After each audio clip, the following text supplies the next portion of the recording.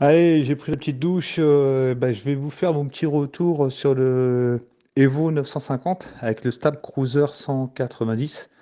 Je crois que ça s'appelle le S. Le Mahu HM 85. Voilà. Et n'hésitez pas à mettre en x1.5 voire x2 parce que je peux être un peu longuet. Bon, déjà, les conditions du jour très particulières, hein. Il y a une grosse tempête là à l'ouest. Là, moi, je suis limite Morbihan et Loire-Atlantique. Et je suis sur un spot facile avec des tout petites vagues en général. Mais parfois, dans les tempêtes comme ça peut être assez magnifique avec un petit peu de période entre guillemets. Et puis, ça reste quand même facile, quoi. Donc, au gros vent, j'étais en 3-4 avec la Whitebird 6-6. Ouais, c'est un petit peu au-delà de sa plage, quoi, mais ça marche bien, quoi. Et des super toboggans, donc idéaux pour tester le glide, vraiment très bien. Par contre, du vent fort, rafaleux, donc pas évident pour tester en manœuvre et tout. Donc voilà. Allez, je commence par le montage. Bah, déjà, le montage, donc si je compare, ben, le montage, donc, c'est hyper simple, carré, robuste et tout. L'ensemble, le foil, il est un peu plus lourd que ce qu'on a quand on a un silk, hein. Un silk, c'est hyper léger, donc là, c'est clair que c'est un petit peu plus lourd. Mais ça reste du matos full carbone super léger, quoi. Voilà, pas grand-chose d'autre à dire là-dessus. Donc après, départ en vol. Alors départ en vol, il est progressif, je dirais. Ça m'a fait penser un peu à la Flyer. Ça décolle pas d'un coup sec, comme un Silk par exemple, ça décolle d'un coup sec. Je pense que c'est parce que c'est plus épais, mais je vais pas trop m'aventurer là-dessus. Donc ça décolle un peu progressivement. Comme ça de mémoire, j'aurais tendance à dire que ça décolle peut-être un peu plus tard que les performeurs, mais un peu plus, mais plutôt que les pures. Voilà. Mais ça s'est un peu rapproché du sentiment pure quand même que ce foil. Après, du coup, si je parle, je continue un petit peu sur la basse vitesse ou la portance basse vitesse. Ça a moins de portance qu'un silk à basse vitesse, clairement. Quand on tourne, alors ça glisse très très très très bien, mieux qu'un silk, mais ça va plaquer un peu comme font des pures, pas les pures achats, mais un peu comme la pure 900. Euh, Pas autant, quand même pas autant, mais donc par rapport à ça, c'est entre la Performer et la Pure, quoi, je dirais. Pure 900, hein, pas les achats. Et là où ça m'a aussi beaucoup du coup fait penser en pure, c'est en toboggan, là, en free fly, en descente de houle. Donc il y avait des, enfin, ça faisait des super trucs, c'était vraiment hyper sympa là. C'est pour ça que je faisais you, parce que c'était exactement ça. C'était sur la vague, là, puis t'es au taquet, ouah.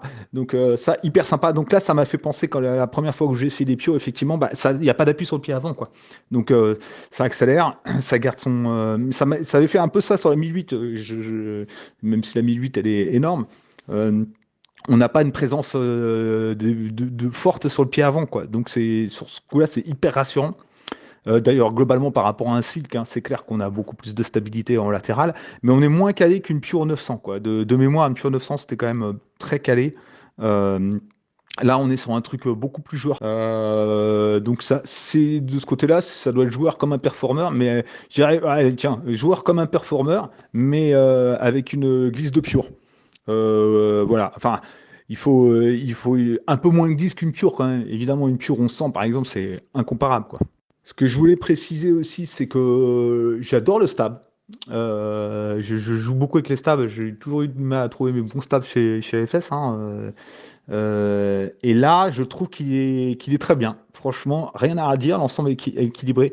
Avec la Whitebird, je dirais que c'est un petit poil nose down, mais c'est pas que avec. Je pense que c'est plus par rapport à la Whitebird parce que j'ai ce petit léger nose down aussi avec le Silk 850.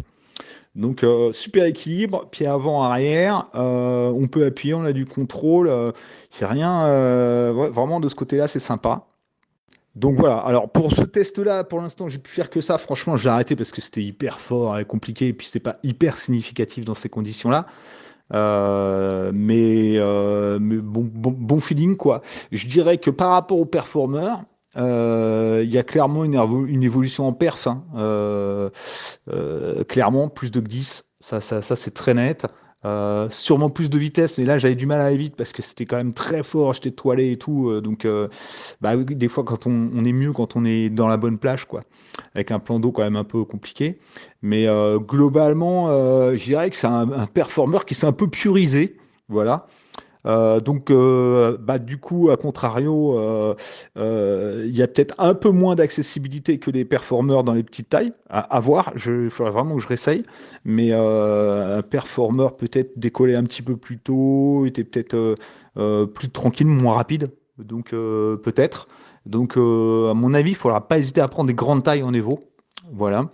Sachant que pour les débutants, c'est vrai que c'est important aussi pour les débutants, hein. Vu la glisse des flyers, faut pas hésiter à prendre des flyers. Là où avant les curveurs, je crois que j'ai essayé une fois une curveur, bon, ça, c'était pas du tout ça. Enfin, je veux dire, c'était le début, hein, en vitesse et tout ça. Là où la Flyer 1003, elle saturait assez vite aussi. On débutait avec une Flyer 1003. Maintenant, les nouvelles Flyers, elles sont vraiment amusantes, quoi. Donc, un débutant, il va s'amuser. Donc, faut pas hésiter. Enfin, tous les curseurs ont un peu monté, quoi, en perf. Et du coup, peut-être aussi un petit peu en accessibilité. Mais tout le monde apprend aussi plus vite. Tout le matériel est mieux, il y a des cours, etc. Donc c'est un peu logique aussi que le matos il soit un petit peu plus perf et qu'on perde sur certains petits terrains, quoi. Voilà, donc demain il y a du vent plus léger. Je vais pouvoir essayer un petit peu mieux. Et ça va être sympa. Voilà. En tout cas, belle éclate dans les toboggans. Enfin, c'est clair que s'il y en a qui ont des performeurs qui se disent, je prendrais bien, enfin, je manque de glide, bah là, bingo, là, il y a pas photo. Là, c'est vraiment belle éclate. Donc, on va essayer demain dans des conditions plus normales. Et puis, on verra ce que ça donne. Mais le positionnement est bien, quoi. C'est un foil un peu intermédiaire. Ah oui, ce que je voulais dire, c'est un foil vraiment polyvalent, quoi. Clairement. Alors, ça ne remplacera pas en maniabilité une Silk, c'est pas comparable. Enfin, c'est pas comparable, c'est clair. Ça remplacera pas le glide d'une Pure on sent. Pareil, c'est un autre registre. C'est un foil à tout faire. Et donc qui plaira certainement au plus de personnes. Et c'est vrai que bah, j'ai toujours envie quand même de me garder une petite silk dans le coffre de la Twingo, quoi. Allez, à la prochaine, on essaye un petit test demain encore. Et puis bah, surtout, j'aimerais bien avoir des essais de plein de monde, de plein de niveaux, ce serait sympa, quoi. Qu'on arrive à avoir plein de Rex. Allez, ciao, bonne session à tous.